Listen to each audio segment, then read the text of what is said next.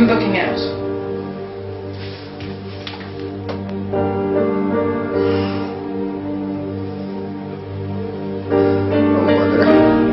Oh, Mother! Mother! Why were you a lesbian too? Mother, you! Oh, Ed, you're not dressed yet. You've forgotten about the party. It's in half an hour. The painful bonds we had in the past stretch forth into the now, commission themselves like complacent badgers. Ed, calm down. What's wrong with you? Nothing. Nothing! I took some pills. A blue one. And a red one. Ed, please, calm down. And now, it seemed like a pretty good idea at the time. Just like Marty Whelan hosting the Eurovision. Ed. I've only been hanging on to you, Mrs. Binchy. Ed, please. No. Ed! The pain of the past. That's us back like a kangaroo doing the ironing. Whiffle waffle. Goodbye, Mrs. Binchy. No! See you later. Ed, no. No! Ed! See you later, suckers. No!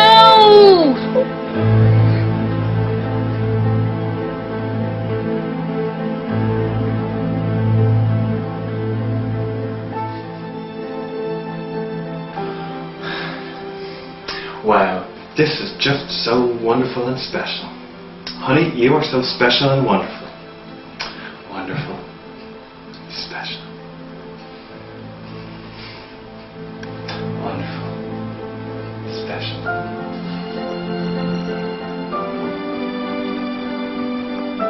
It wasn't your fault. I know. I know. Such a shame to waste all this food.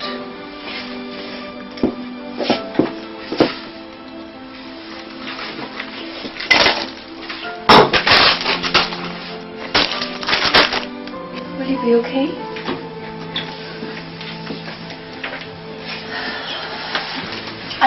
I can't help but thinking my whole life is disintegrating, unraveling.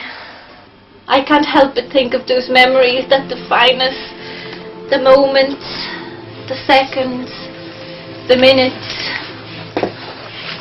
the hours.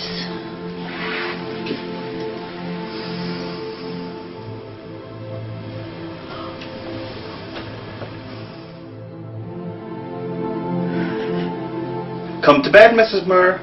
Yes, sirree, we're going to have a really special birthday night tonight.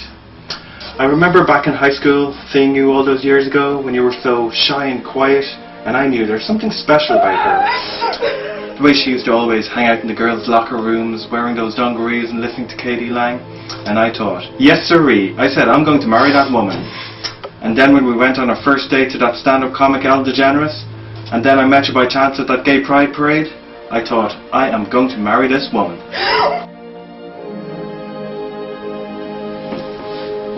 Well, there's somebody here to see you. Who is it? Repressed child deserter, also lesbian. Show her in.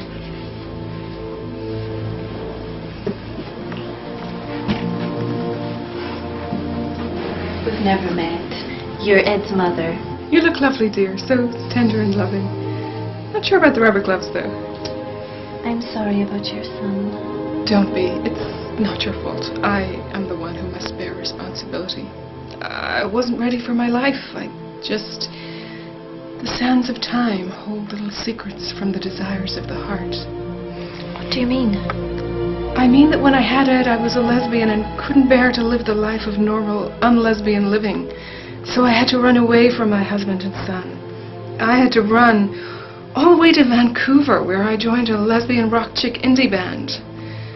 They were my choices, and I have to live with them. Only time will tell.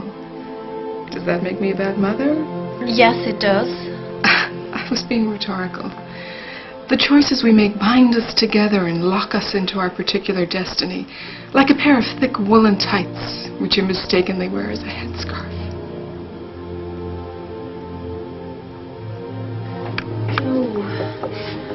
I just can't help but feel that my whole existence is crumbling. The choices of hours of time that we make. But what kind of a life is that? A life where the time of the hours of the choices of the love that binds us. I just can't help but feel that my whole existence is crumbling. The hours of love. Small doses of love and the anguish we take with us from moment to moment. The choices of the hours of time.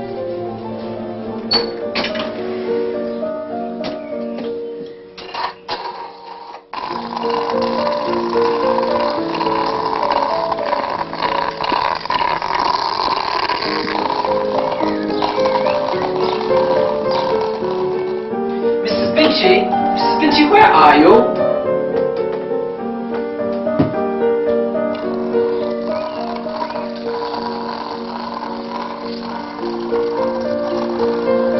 Mrs. Binchy? Where the devil are you, Maeve?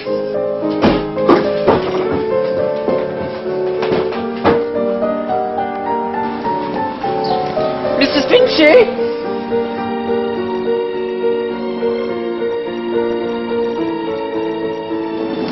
Binchy, you can't just run off like that.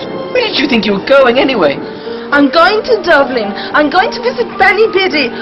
I'm going to see the Stiffy and the Liffey. Please, Mrs. Binchy, remember what the doctors said. Doctors? I'm sick of doctors. What do they know with their degrees in applied psychology and the Nobel Prizes in mental rehabilitation? But... No, Gordon, no more. I refuse to leave like this. What kind of a life is it if I can't place a word on my mantelpiece? That is not a living, that is death. Moving out here to Leopardstown was a mistake. Do you think you're the only one who's sick of this existence? Well, you're not. You're absolutely not. What hope have I of Oscar recognition in this dull supporting role? Look at my face, Mrs. Binchy. Do you see any facial disfigurement? Do I suffer from any terminal illness? Am I mentally or physically handicapped? Am I repressed homosexual, Mrs. Binchy? How long before I'm back to playing scruffy bureaucrats in third-rate blockbusters? I am quite at the end of my tether, Mrs. Binchy. Are you quite finished?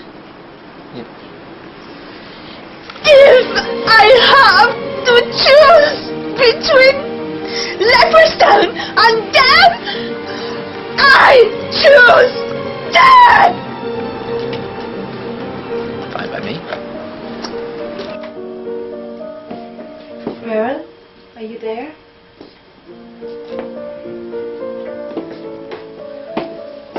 Oh, there you are. Aren't you coming to bed?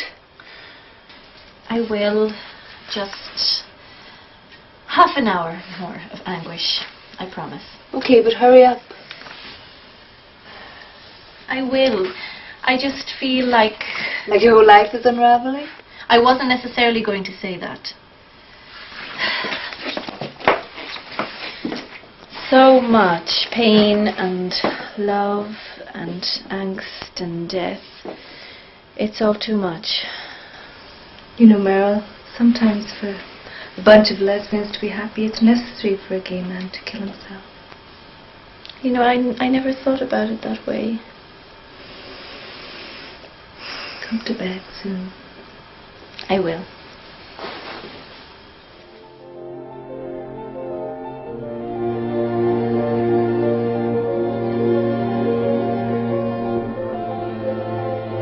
The love that we feel in life can often be so overwhelming that it eclipses the agony of our existence and feels so immense that nothing can hold it, not even the human heart.